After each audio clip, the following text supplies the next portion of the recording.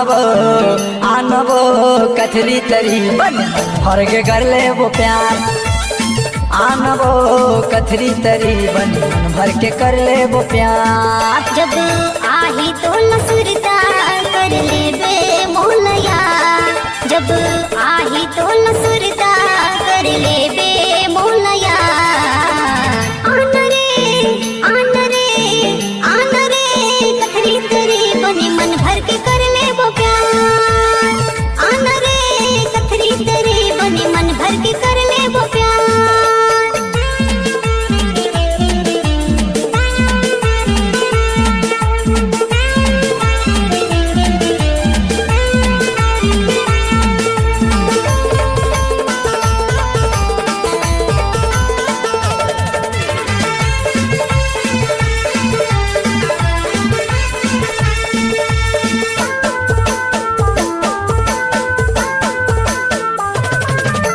अघन पुस के महीना में जाड़ मोला लगत है। आजा ना मोर बहिया में नींद नहीं पड़ते, आजा ना मोर बहिया में नींद नहीं पड़ते।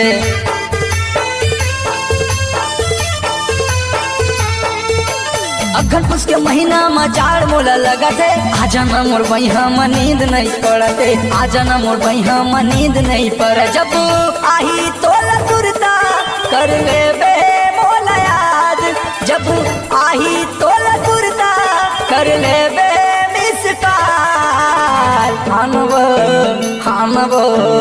आनबो कथरी तरी बन भर के कर ले वो प्यार। आनबो कथरी तरी बन भर के कर ले वो प्यार।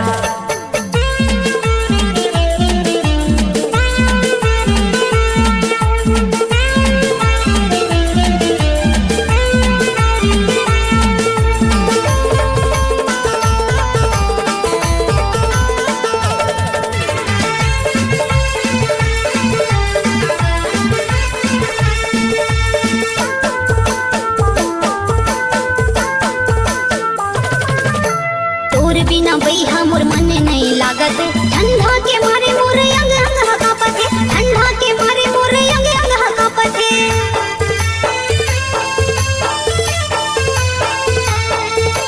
तोर बिना बैहा मोर मन नहीं लागत, ठंडा के मारे मोर अंग अंग कांपत है, ठंडा के मारे मोर अंग अंग कांपत। जब आही तो लसुरता कर ले बे मोलया, जब आही तो लसुरता कर ले बे मोलया।